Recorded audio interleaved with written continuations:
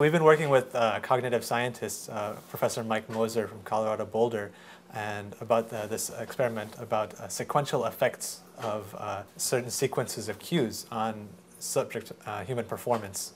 And in the laboratory, they've been testing relatively simple tasks like button pushing or reaching. And what we wanted to do in this particular experiment is figure out how sequences of cues affect drivers and how they affect driving. Psychologists for the last 40, 50 years have looked at a phenomenon called sequential dependencies, where they ask people to do very simple tasks. They show you a stimulus, an X or a Y, let's say, and you have to push one of two buttons, one if it's an X, one if it's Y. And you see that the reaction time, the time it takes for people to push the button, is strongly dependent on the recent sequence of stimuli and responses they've seen and made. And it's been this kind of sort of fun laboratory curiosity, and it's fun from my perspective to build computer models of the brain that try to explain what's going on inside the head that produces these effects.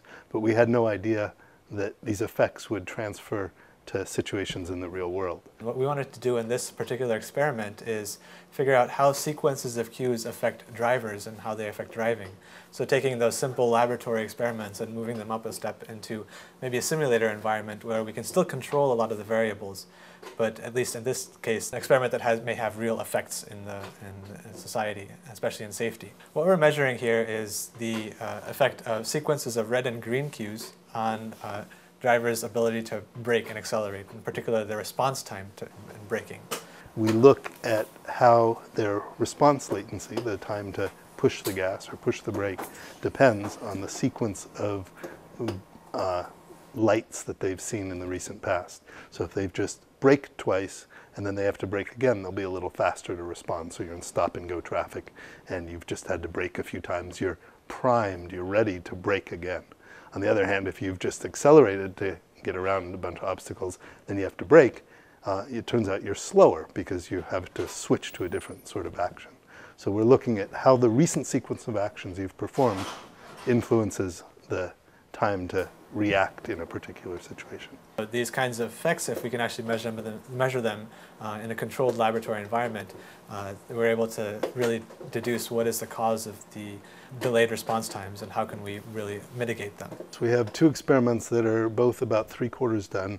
We've run about 20 participants in each experiment. Usually in these sort of psychology studies, to get statistically reliable effects, you have to run 40 or 50 subjects. So we're still ongoing with the experiments, but the results are very clear that there's about 100 milliseconds difference in your response time depending on the sort of history of experience that you've had in the recent past.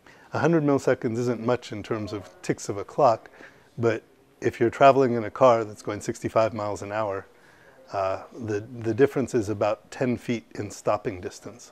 And delaying your stop by 10 feet is the difference potentially between, safely braking and hitting the car in front of you.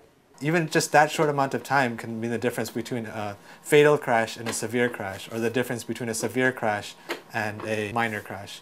And so these kinds of effects are very important to measure if we actually have these effects. And what we have seen in recent experiments is that we have seen significant sequential effects in the response time of drivers.